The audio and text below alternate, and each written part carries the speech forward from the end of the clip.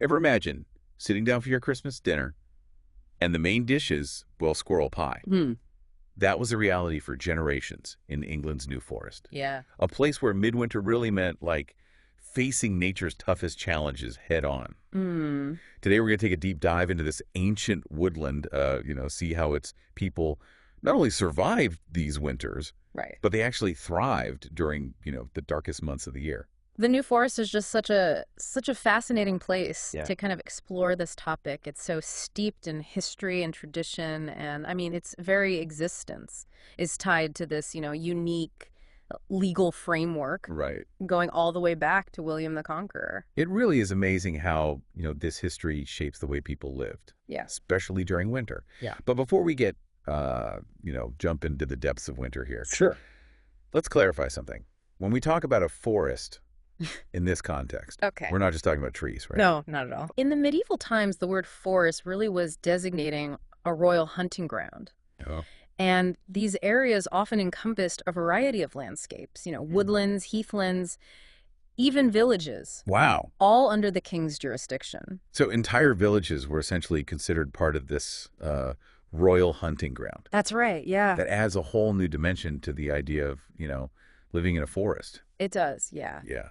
And this concept is really key to understanding how the New Forest operated, even long after William the Conqueror established it Right. in the 11th century. It's incredible how these, historical echoes still resonate today. Mm-hmm. Now let's transport ourselves back to winter in the New Forest. I can imagine it must have been incredibly challenging.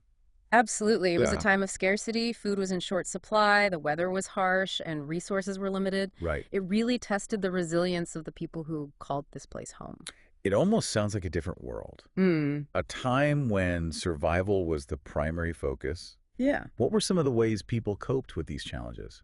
Well, one crucial aspect was their reliance on what were known as common rights. Okay. These were ancient privileges granted to commoners, allowing them to use the forest's resources for Fair. their livelihood. Oh, yeah. And one such right was pannage, Right. which allowed them to release their pigs into the forest to forage Oh, for acorns and beech nuts. so the forest itself provided a way to, fatten up their livestock before winter set in. Exactly. It's like nature was offering a helping hand, Right. but you still had to know how to use it Yeah. to your advantage. It speaks to their deep understanding of the land and its cycles. Right. They knew how to work with nature, not against it, Yeah. to ensure their survival. Right. And this resourcefulness, you really see it when you look at how they dealt with particularly harsh winters. Oh, okay. For instance, there are accounts from 1787, a brutal winter, Wow. when food was incredibly scarce. Okay. People were so desperate. Oh, wow. They resorted to hunting hares by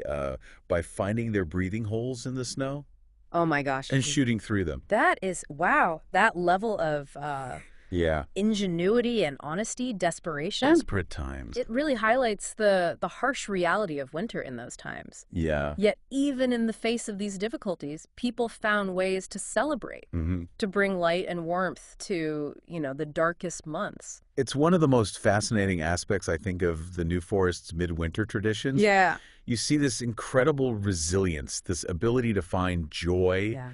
even in the midst of adversity. Right. And one tradition that embodies this spirit Yep. is the gathering and selling of holly. Holly. I guess even back then it was a symbol of the festive season. It was, especially during the Victorian era, Right. when the New Forest played a significant role Oh, wow. in supplying London's huge demand for holly decorations. Okay. It was a way for people to earn extra income during a time when resources were tight. So something as simple as holly had this crucial role, both economically and symbolically. Right. It's interesting how something we might take for granted today Yeah. held such significance back then. Absolutely. And speaking of resources, this ties into another fascinating aspect Yeah. of the New Forest's unique legal framework, Okay. the concept of estovers. Was that Stover? This refers to the right of commoners to collect firewood from the forest, Okay. but there were specific rules Oh, wow. about how this was done. In fact, the phrase by hook or by crook Wait, really? actually originated from this practice. By hook or by crook comes from gathering firewood. It does, yeah. That's a fascinating tidbit. Tell me more about that. So commoners were allowed to collect dead wood for fuel, Okay. but they weren't permitted to cut down living trees. Got it. So to get to the dead branches, they were allowed to use a hook or a crook Okay. to pull them down. We'll pull them down. Okay. Hence the phrase by hook or by crook. That's amazing. Oh, I never knew the origin of that saying, Hmm. but it makes perfect sense in this context. It shows how, resourcefulness and even language Yeah. were shaped by the unique circumstances of Yeah. life in the New Forest. Now, besides gathering wood and holly, Sure. what other ways did people sustain themselves during those harsh winters? I imagine their diet was quite different Right. from what we're accustomed to today. You're absolutely right. Their diet was heavily influenced by what the forest provided. Yeah. And this leads us to a rather unusual but historically significant dish, Okay. Scuggy pie. Okay, Skeggy pie. Mm. That name definitely piques my curiosity. What exactly is it? Well, the main ingredient might surprise you. Okay. It was primarily made from squirrel, Squirrel. the red squirrel to be exact, which Right. was abundant in the forest Right. and considered, well, a bit of a pest. So squirrel pie was a traditional Christmas dish in the New Forest. That's a far cry from the roast turkey It is, yeah. we're used to. It certainly is. Wow. There are accounts of organized Boxing Day squirrel hunts, Wow. with everyone gathering at the local pub afterwards for a feast, Oh, wow. featuring this unique pie. This Scuggy pie tradition, it really highlights how resourceful they had to be. Absolutely. Did everyone enjoy this unique dish, or was it considered more of a necessity? You know, while it might sound unusual to us today, Right. it was a well-established part of their culinary tradition, a way to make the most of what the forest provided. Yeah. And it wasn't just about sustenance, it also brought the community together during the festive season. It's amazing how food can play such a central role in bringing people together, even in the most challenging of times. Hmm. But besides food, I imagine warmth was another essential element for survival Right. during those long winter nights. Did they have any specific traditions related to fire and warmth? They did. And this brings us to the tradition of the Yule log. The Yule log. Yeah. That instantly evokes a sense of warmth and coziness. But I'm guessing it was much more than just a festive decoration, right? Yeah, you're exactly right. The Yule log served a very practical purpose, providing warmth and light Right. during the long, dark winter nights. Yeah. But it also held a deeper symbolic meaning, representing hope and the coming of light Right. during a time when darkness prevailed. It's like the burning log itself embodied the spirit of resilience, a beacon of hope amidst the winter gloom. I can almost picture families huddled around the hearth, Yeah. the firelight flickering on their faces, sharing stories Right. and finding comfort in that shared warmth. It was a time for storytelling, Right. for passing down traditions, for strengthening bonds within the community.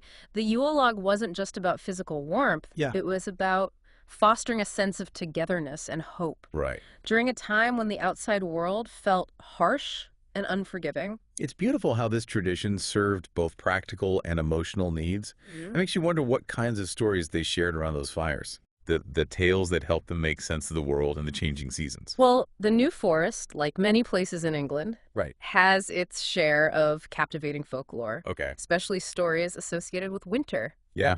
And one figure that often emerges in these tales is Woden, Wait, the Anglo-Saxon god, also known as Odin. that name definitely has an air of mystery and power about it. Yeah. What is his connection to winter and the New Forest? Woden was a fascinating and complex figure. He was associated with wisdom, magic, and poetry, Okay. but he was also believed to lead a ghostly procession Okay. known as the Wild Hunt through the winter sky. Oh, wow. It was said that seeing the Wild Hunt Oh, good. could be either a good or bad omen, depending on the circumstances. Oh, really? Yeah. It's a chilling thought. Hmm. Riding through the night sky on his eight-legged horse Sleipnir, gathering lost souls. Right. It certainly adds an element of awe and perhaps fear to the winter solstice. It does. But there's also a deeper symbolism at play here. Right. The passing of Woden and his wild hunt signifies the transition from darkness to light, Okay. from the depths of winter to the promise of renewal. Right. It's a reminder that even in the darkest of times, Yeah. there's always hope for a new beginning. That's a powerful message, especially during, a time of year when we often reflect on the past and look ahead to the future. Yeah. It makes you wonder how these ancient beliefs about Woden and the Wild Hunt might have influenced their understanding of the winter solstice.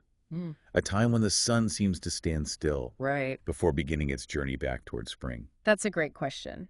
And it leads us to the heart of how ancient pagan beliefs and traditions merged Right, with Christian practices right. to shape the way we celebrate winter today. It's fascinating to think about how these seemingly disparate threads woven together over centuries Yeah. to create the rich tapestry of midwinter traditions we see in the New Forest and beyond. It's a reminder that culture and tradition are Yeah. constantly evolving, Right? adapting and finding new ways to express the universal human experiences Right. of hope, fear, and the desire for connection Yeah. in the face of nature's cycles. And speaking of cycles, the winter solstice Yeah. must have been incredibly significant for the Was. people of the New Forest, Yes. especially those whose lives were so closely tied to the land and its rhythms. Absolutely. The winter solstice marked the shortest day and longest night of the year. Right.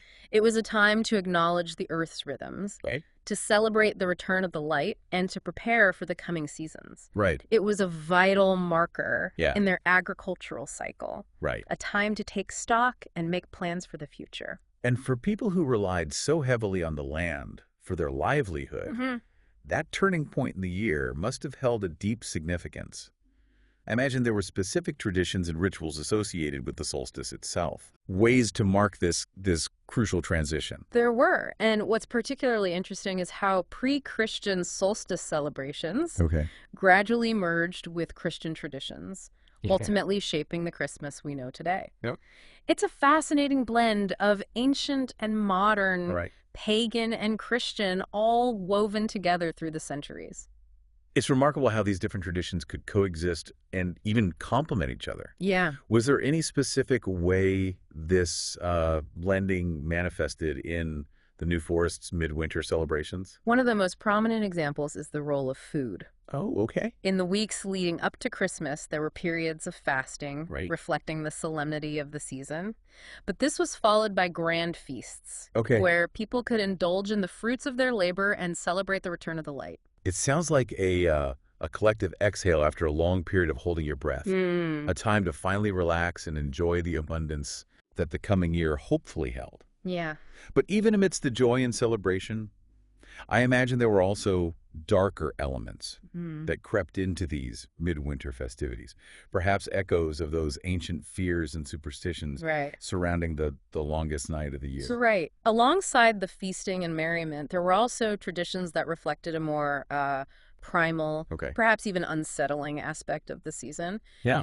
This brings us to the concept of misrule, Misrule. a time when social norms were temporarily suspended Mhm. and a wilder, Okay. more chaotic energy took hold. What kind of things happened during this time of misrule? Were there specific rituals or practices that embodied this darker side of the festivities? One striking example is the figure of Krampus, a terrifying beast from Germanic folklore. Krampus. Krampus served as a stark contrast to the benevolent Santa Claus, Well, punishing naughty children while Santa rewarded the good. he's the stuff of nightmares, a dark counterpart. To the jolly figure of Santa. It's like they embodied the duality of this time of year, Right. the tension between light and darkness, joy and fear. Right. Was Krampus a prominent figure in the New Forest's midwinter traditions? While he wasn't exclusive to the New Forest, Krampus was a well-known figure in Huh. English folklore, and his presence reflects this broader theme of misrule Right. that was prevalent throughout Europe Right. during the Christmas season. That makes sense. It seems like every culture has its own way of acknowledging the darker side Yeah. of human nature, even during times of celebration. Yeah. Were there any other traditions besides Krampus that embodied this idea of misrule in the New Forest? Yes. Alongside Krampus, we find the tradition of mumming. Oh. Masked plays often featuring dark humor Okay. and demands for food and drink. Okay. Imagine groups of people disguised in animal skulls or masks going from house to house, Oh, wow. demanding hospitality and sometimes even threatening mischief if their demands weren't met. Mumming sounds a bit like a medieval version of trick-or-treating, but with a slightly more menacing vibe. It's a fascinating glimpse Right. into the playful yet unsettling side Yeah. of midwinter celebrations. Exactly. It's a reminder that even in the midst of celebration, there was always an awareness of the darker forces at play, Right. the precarious balance between order and chaos Right. that defined life in those times.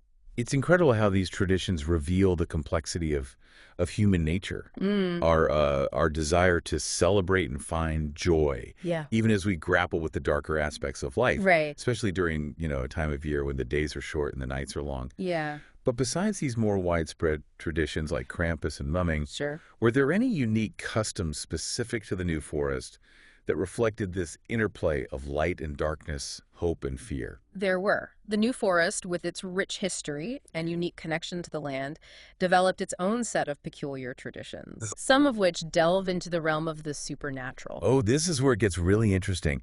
Tell me about these New Forest peculiarities. What kind of supernatural beliefs were woven into their winter traditions? One rather chilling practice involved burning candles to predict death. That's a pretty intense tradition. Mm. That candle tradition is fascinatingly macabre. Hmm. How did it work? So two individuals would light candles simultaneously, Okay. and the person whose candle burned out first Right. was believed to be the one who would die first. Uh, It's a fascinating, albeit unsettling yeah. example of how folk beliefs intertwined with everyday life. Do we know anything about the origins of this belief and how widespread it was in the New Forest? Unfortunately, pinpointing the exact origins of such folk practices is difficult, Yeah. as they were often passed down orally and woven into the fabric of daily life. Right? However, the presence of this candle tradition Yeah. in the New Forest, it speaks to this broader human fascination with mortality, Right. particularly during the darkest time of year. It makes sense that during winter, a time when nature itself seems to be dying, Right. people would be contemplating their own mortality. Yeah. It's like they were seeking answers, Mm-hmm. trying to make sense of the mysteries of life and death through these rituals. And sometimes those rituals involve seeking answers not about death, but about love. Okay. That's where another intriguing New Forest tradition comes in: chestnut divination. Chestnut divination. Now this I have to hear more about. So it was believed that chestnuts could reveal romantic destinies. Oh, okay. A group of unmarried women would each place a chestnut in the fire. Okay. The one whose chestnut burst first Yeah. would be the first to marry. That's a far more lighthearted use Yeah. of chestnuts than the candle divination. Yeah. It sounds almost like a fun parlor game for a winter evening. It does, doesn't it? Yeah. But there was also a version for couples. Oh, okay. Each person would place a chestnut in the fire, and if the chestnuts jumped towards each other, it was seen as a sign of a strong and happy union. Okay. But if they jumped apart, it was believed that the relationship was doomed. So chestnuts could either bring hope or heartbreak, Right. depending on their fiery dance. I love how these traditions show how people sought meaning and guidance from the natural world, even in matters of love and death. It speaks to a deep connection to nature Yeah. and a belief in its power to reveal hidden truths.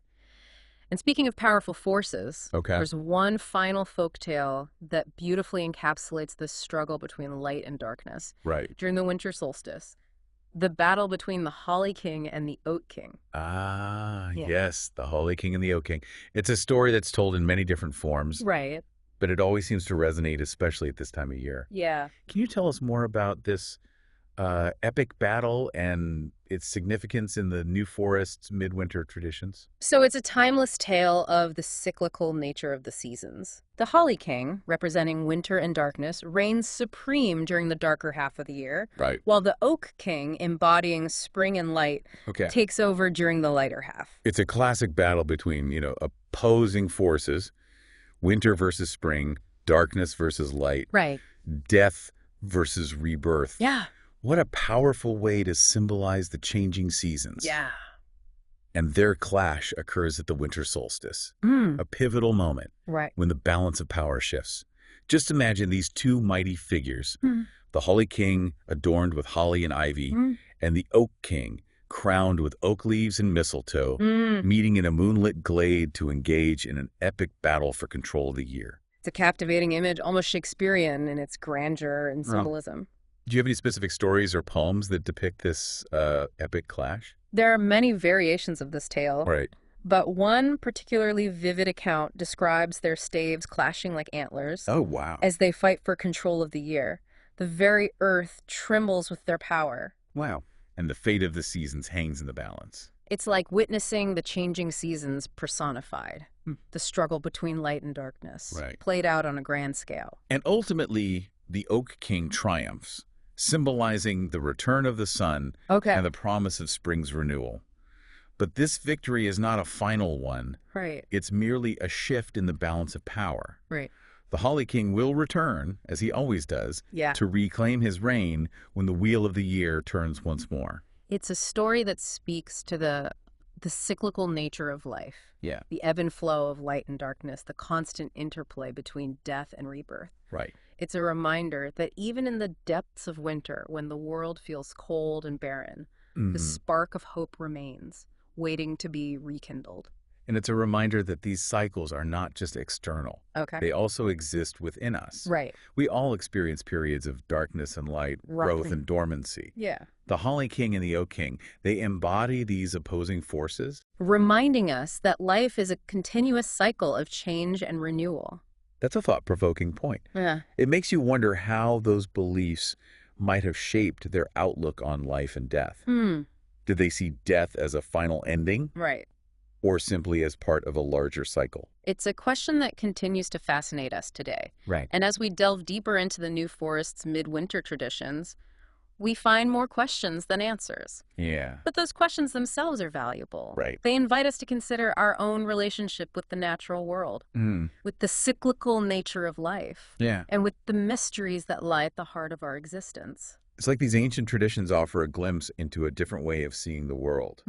A world where nature's rhythms held a deeper meaning, Yeah. where the boundaries between the physical and the spiritual were blurred, Right. and where stories and rituals help people navigate the uncertainties of life and death. Exactly. And while those ways of life may seem distant to us today, the echoes of those beliefs and traditions still resonate, Right. offering us valuable insights into our own human experience. It's like we're standing on the shoulders of giants, looking back through the mists of time, trying to understand the forces that shape the world we live in today. Hmm. And as we do so, we discover that we're not so different Yeah. from those who came before us.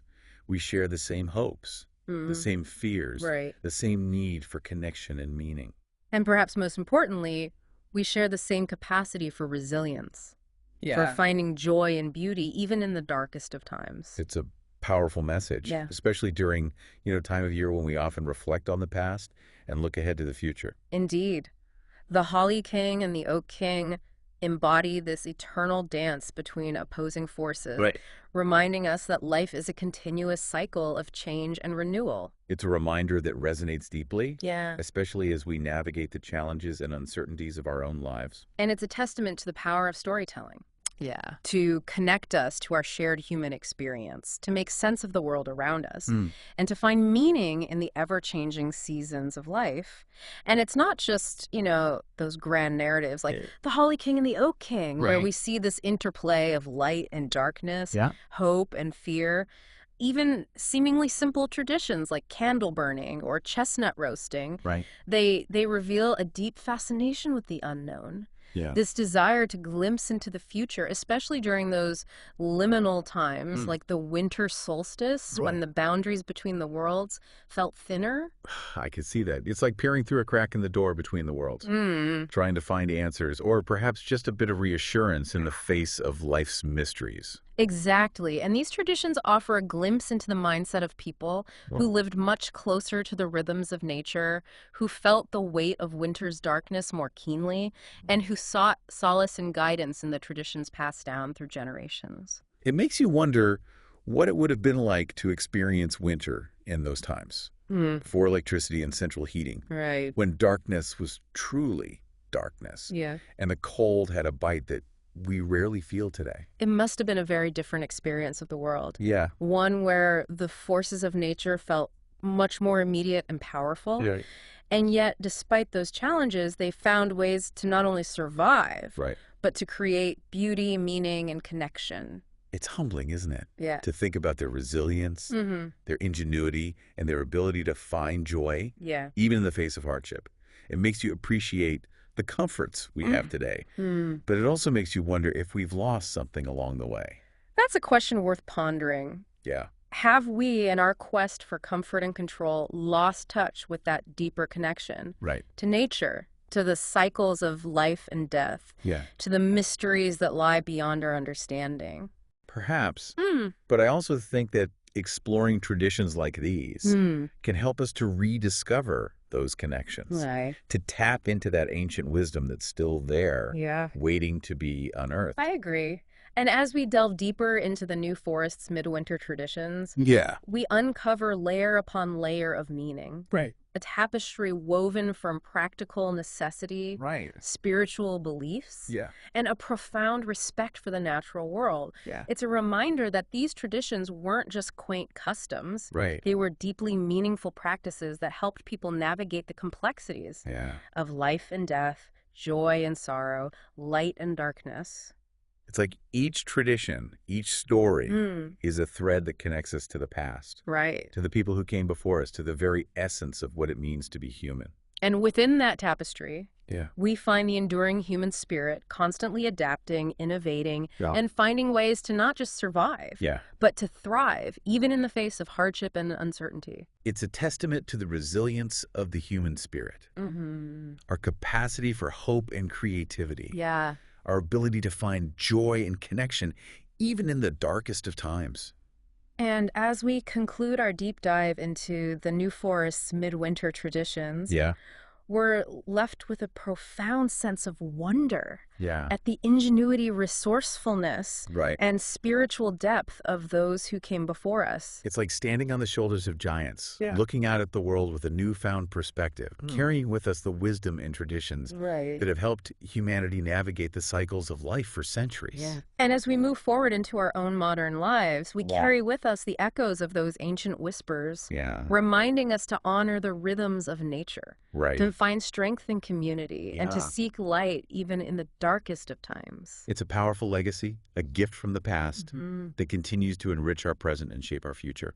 And as we reflect on the New Forest's midwinter traditions, we're invited to consider our own relationship with the changing seasons, Yeah. the stories we tell, the rituals we practice, Right. the ways we find meaning and connection in the face of life's inevitable challenges. It's an invitation to look deeper, to listen more intently, Right. to find the threads of wisdom and resilience that connect us to the past Yeah. and guide us into the future. And perhaps, most importantly, Yeah. it's a reminder that even in a world that can sometimes feel cold and unforgiving, Right. the spark of hope, the spirit of celebration, the enduring human capacity for love and connection, these are the things that truly light up the darkness. It's a beautiful thought, and it makes me wonder what traditions or stories from your own family history help you make sense of the world around you. It's a question worth pondering, isn't it? Yeah. We all have those threads of tradition and memory woven into our lives, Right. even if we don't always recognize them. Yeah. Perhaps this deep dive has sparked a curiosity to uncover those hidden connections, Yeah. to explore the stories that lie at the heart of our own families and communities. It's an invitation to look closer, to listen more deeply, Right. and to discover the richness and resilience that lie within our own personal histories. And who knows what treasures we might find Yeah. when we start digging into our own past. It's an exciting prospect. And on that note, we'll leave you with a final thought to ponder Okay. as you navigate your own journey through the changing seasons. What traditions or stories from your own family history help you make sense of the world around you? Think about how these tales connect you to the past, Right. shape your present, and perhaps even offer guidance for the future. Right. We'd love to hear your reflections. Yeah. So feel free to share them with us on social media. And be sure to subscribe to The Deep Dive Yes, for more fascinating explorations into the topics that matter most to you. absolutely. Until next time, keep exploring, keep questioning, and keep seeking the light that shines within us all.